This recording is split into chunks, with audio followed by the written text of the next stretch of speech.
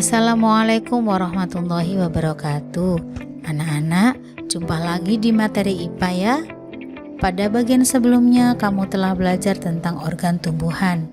Organ tumbuhan tersusun atas berbagai jenis jaringan.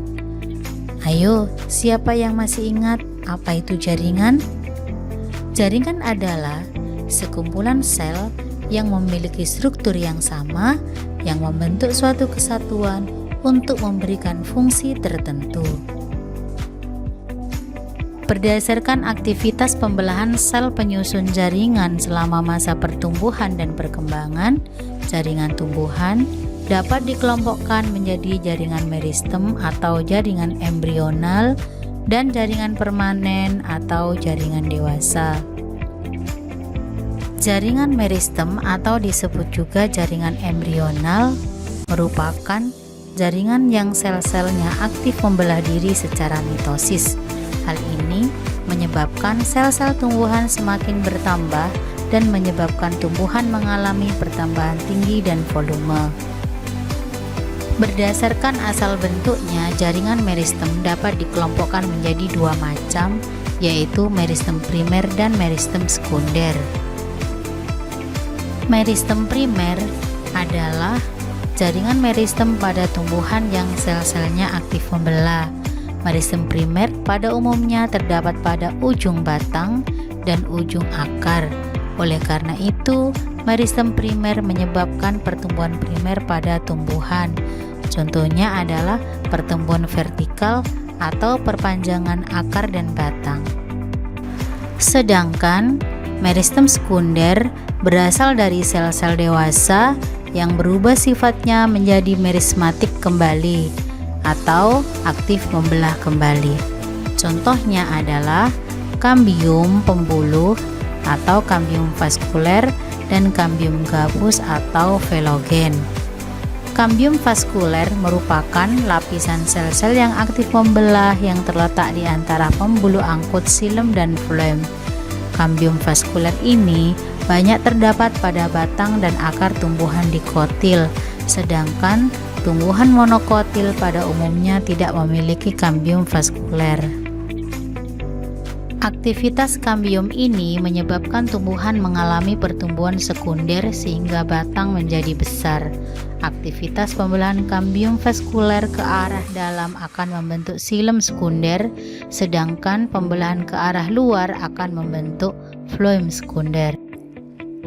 Anak-anak, silakan dilihat pada gambar berikut.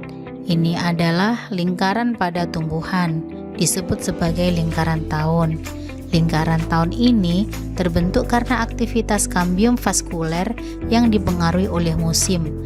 Saat musim hujan, banyak air yang dapat diserap oleh tumbuhan, menyebabkan pembelahan sel kambium vaskuler meningkat dan ukuran sel menjadi besar. Akibatnya, terbentuk daerah terang. Saat musim kemarau, air yang dapat diserap tumbuhan sedikit, sehingga pembelahan lebih lambat. Sel-sel hasil pembelahan juga memiliki ukuran yang kecil dan rapat, sehingga terbentuk daerah gelap pada batang. Jaringan dewasa. Jaringan dewasa atau disebut juga jaringan permanen merupakan jaringan yang bersifat non-meristematik atau tidak aktif membelah. Jaringan ini berasal dari pembelahan sel-sel meristem primer dan sel-sel meristem sekunder yang telah mengalami diferensiasi atau mengalami perubahan bentuk sehingga memiliki fungsi tertentu.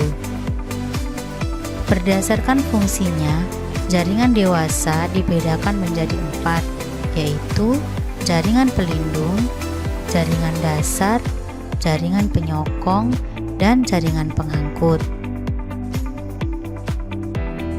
Jaringan dewasa yang pertama adalah jaringan pelindung.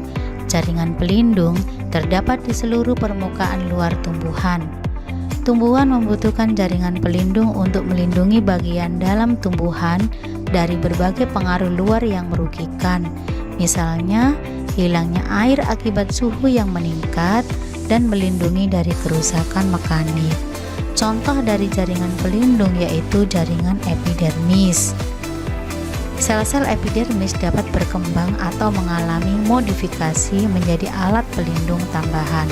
Misalnya, jaringan epidermis dan stomata pada tumbuhan rudiskaler dan sisik pada durian yang merupakan modifikasi dari epidermis durian.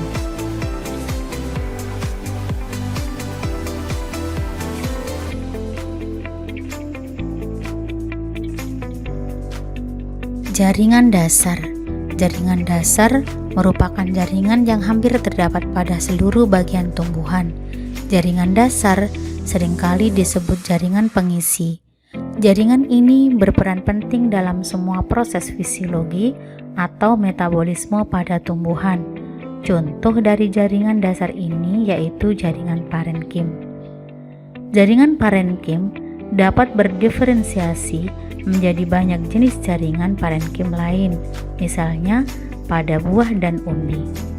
Parenkim berdiferensiasi menjadi parenkim cadangan makanan yang berfungsi untuk menyimpan cadangan makanan bagi tumbuhan. Sedangkan pada daun, jaringan parenkim berdiferensiasi menjadi jaringan palisade dan jaringan bunga karang yang berfungsi untuk proses fotosintesis. Jaringan penyokong atau penguat merupakan jaringan yang berperan untuk menunjang bentuk tubuh tumbuhan.